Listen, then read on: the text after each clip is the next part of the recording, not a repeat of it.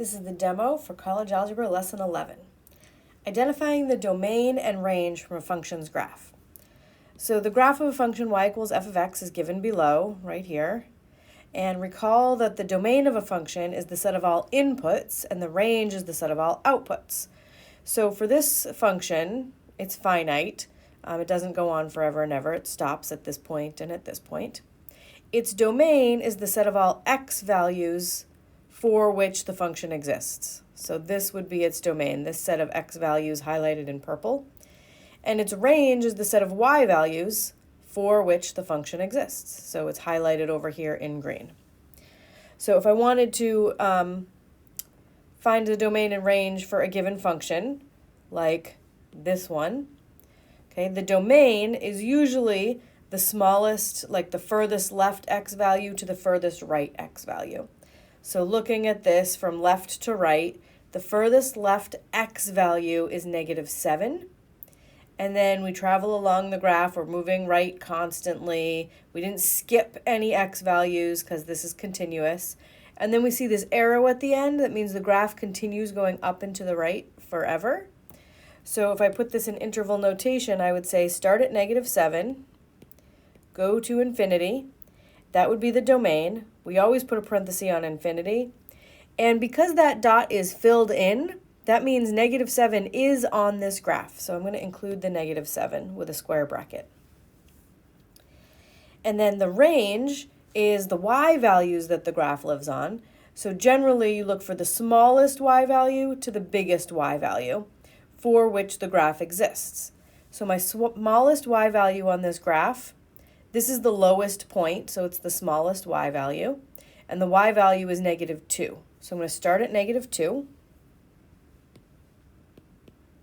I'm going to include it because that point, -3, -2, is filled in. That point is on the graph. And then the largest y value is going to be infinity because this piece of the graph continues up forever.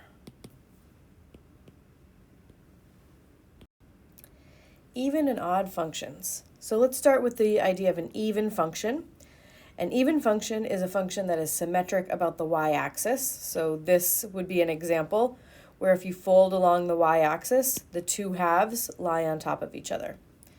Okay, and algebraically, that means that if you plug in an x and the opposite of x, you get the same y value. So for example, if I plug in 2 and -2, those two x values give the same y value of 4. Okay, so when x is 2, my y value is 4, so 2, 4 is on the function. And my function notation would be that f of 2 equals 4. And then I'm just going to do the same thing for my -2. If I go to -2, I find the y value on my graph is 4, which means the point -2, 4 is on the graph. And the function notation says that f of -2 equals 4. Okay, so f of 2 and f of -2 both equal the same thing, which means they equal each other. Okay, so I have an x and the opposite of x. When I plug them both into f, I get the same value, so they are equal to each other. That's how we algebraically identify even functions. So let's check a couple of other x values, like 1 and -1. So if I put a 1 into my function, the output is 1. And that means that 1, 1 is on my graph, and that f of 1 equals 1. And if I put a -1, go up to the graph, read the y value, I get 1 also. So that means -1, 1 is a point on my graph, and that f of -1 is 1.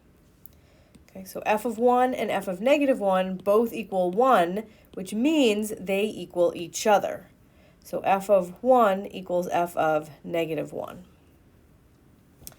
And then let's look at 3 and -3. One more example. So I go to an x value of 3. I go up to the graph to get the y value, and it is 9. That means the point 3, 9 is on my graph. And in function notation, f of 3 equals 9. And then I'm going to do the same process for x equals negative 3. So I go to negative 3 on the x-axis. I draw a line up to the graph. And then I look over and I see the y value is 9. So that means the point negative 3 comma 9 is a point on the graph, and f of negative 3 equals 9. So f of 3 and f of negative 3 both equal 9, which means that f of 3 and f of negative 3 must equal each other, right? If they're both 9, then they are equal to each other. So f of 3 equals f of negative 3.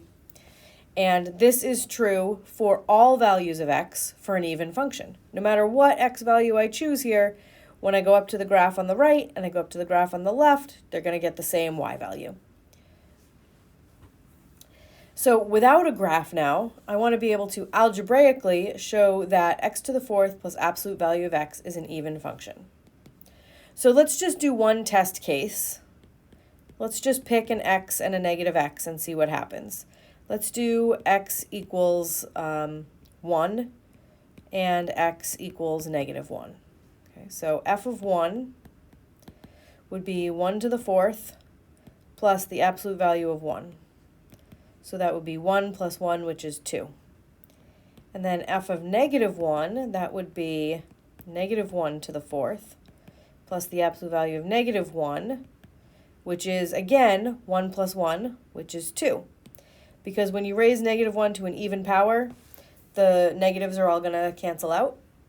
Negative 1 times negative 1 times negative 1 times negative 1. 4 negatives makes a positive. And then the absolute value of negative 1 is 1. So this is 1 plus 1, which is 2. Okay, so that works. F of 1, I'll write it out. F of 1 equals f of negative 1. Okay. But what we want to show is that f of x equals f of negative x for all x's. Okay, I've only shown it for one x value. I need to show that it's true for all x values in order to really show that this is even. Okay, so I'm going to do, well, f of x is x to the fourth plus the absolute value of x. What happens if I plug in the opposite of an x? That would be negative x to the fourth plus the absolute value of negative x. Okay, and negative x to the fourth, that's negative x times negative x times negative x times negative x, which comes out to positive x to the fourth because we've got the 4 negatives. So this comes out to x to the fourth. The absolute value of negative x is going to be x, or the absolute value of x. The absolute value of a negative number and the absolute value of a positive number are the same. Okay, so I can replace this with this. And this is my original formula for f of x. Okay, so f of negative x equals f of x. Okay, so our next definition is for an odd function. An odd function is symmetric about the origin, which means if you fold it over both axes. So if you were to fold this graph over the x-axis, then this piece would come down here. And then you fold over the y-axis, and this piece would have come down here, and then it would lay on top of this. So if you make two folds, this piece will lie on top of this piece. That's called origin symmetry.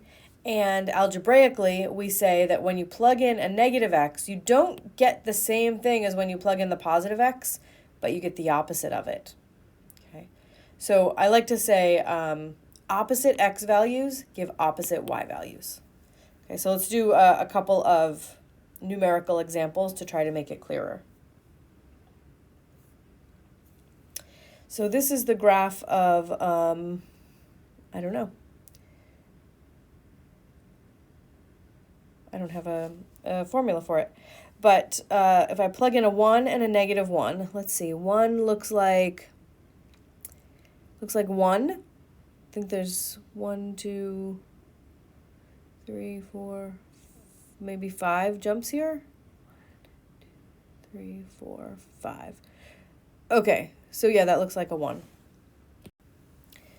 So f of 1, I go up to the graph, I go over I think that that's at a height of 1. And then I'm going to do the same. That means that the point 1, 1 is on the graph, and my function notation says that f of 1 equals 1. And then for negative 1, I find negative 1 on the axis. I go down to the graph. I go over, and that looks like it's at a height of negative 1. So negative 1 is a point on the graph. And f of negative 1 equals negative 1.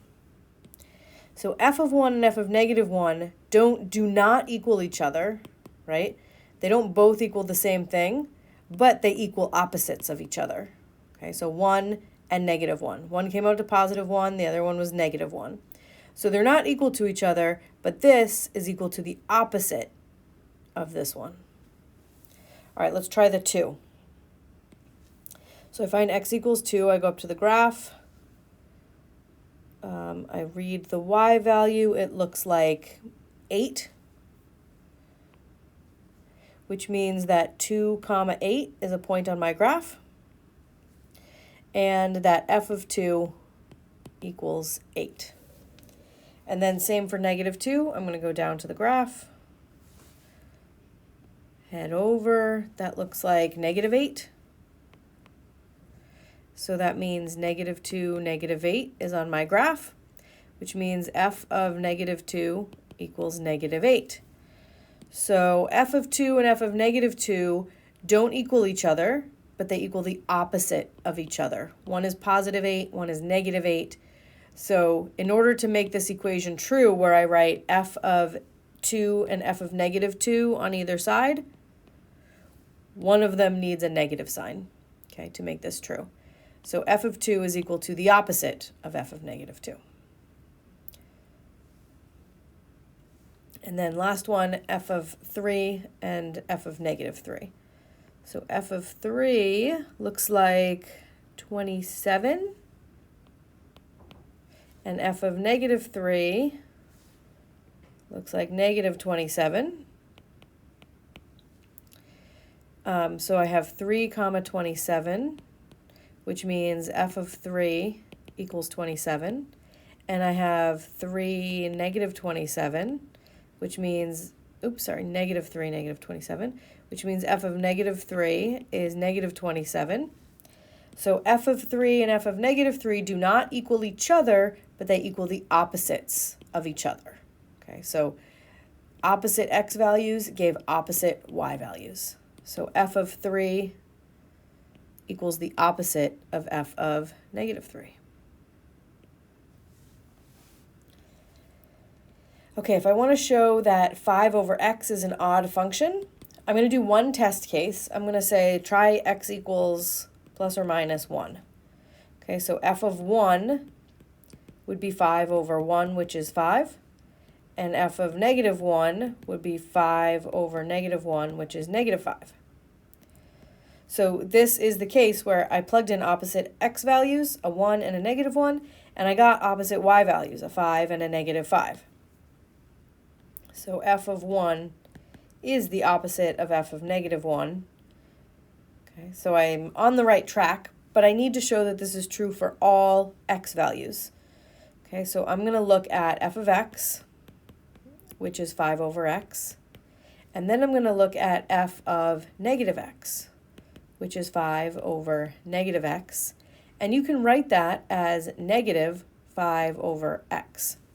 When you have a negative in a fraction, you can put it anywhere in the fraction. You can put it in the bottom, you can put it in the top, or you can put it out front like this. And negative 5 over x, that is exactly the opposite of f of x. It is f of x, but with a negative sign in front. So this is negative f of x. Okay, so f of negative x gives me the opposite of f of x, and I have proven that this is an odd function. So to summarize, for an even function, opposite x values give the same y value. Plug in an x and a negative x, you get the same y, which means they equal each other. For an odd function, when you plug in opposite x values, you get opposite y values. So f of negative x equals negative f of x. Here I've got some graphs that describe a person's temperature when they have the flu as a function of hours after 8 a.m. And here I have just the first 3 hours graphed, and now I have 5 hours graphed, and then I have 7 hours graphed. So over what open time interval is your temperature decreasing? So remember, open interval means that we don't include the endpoints. So that's what the term open means. Okay, so when is my temperature decreasing? From here to here, right? The temperature goes from 101 down to normal, 98.6. It's going down for that whole time. Now, when you describe when a function is decreasing, we should only give the x values, in this case, time. Okay, so this function was decreasing from time 0 to time 3.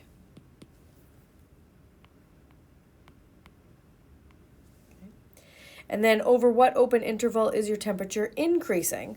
So that would be from here to here. The temperature is coming back up. So I'm going to highlight that so we can see visually that it's going up. And then again, you only give x values. So this is increasing from x equals 3 to x equals 5. And they asked for an open interval, so I'm not going to include either endpoint by using parentheses. And then over what time interval is your temperature constant? Constant means unchanging, so that would be from here to here at about 100 degrees. So when, I just need to give times, 5 to 7. 5 to 7. And at what time is your temperature the lowest? So that I can mark on the graph. It looks like it's right here. That is my lowest temperature of 98.6. And it happens at t equals 3, or x equals 3 in this case. So this temperature flu scenario illustrates that the ideas of when a graph is increasing, decreasing, and constant, that's fairly intuitive.